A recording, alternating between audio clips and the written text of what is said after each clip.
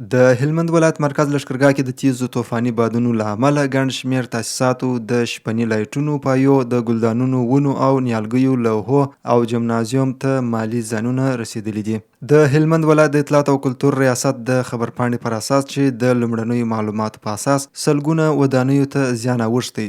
80 د ښار روښانه کولو پایې چپه سوي، 11 پایې تخریب سوي، سلګونه د برېښنایي پایو ګروپان تخریب سوي، 14 ناجوګان او نورې ونې ماتې سوي. د درېیمې ناحیې اړوند جمنازیوم او لوحې تخریب سوي دي. د لښکرګاه سرپرست ښاروال محیب حاجي مولوي صاحب د یوه پلاوي په ملتیا د ښار د بېلابېلو ساحو څخه لیدنه وکړه او اړوند برخو ته یې هدایت وکړ چې ژر تر ژره تخریب سوي تاسیسات ورغوي. همداراز نوموړي د ښاري نظم مدیریت پرسونل ته سپارښتنه وکړه چې د ښار د اته ناحیو څخه څارنه وکړي، کومه سیمه کې چې پایې د دوکانونو سایوانونه پر سړکونو پراته وي له مخې یې پورته کړي. د یادونې وړ ده چې دا مهال د ښاروالۍ لخوا ګمارل سوي کارکوونکي د ښار په صفایي بوخت دي ترڅو د لښکرګاه ښار په بشپړ ډول صفا سي.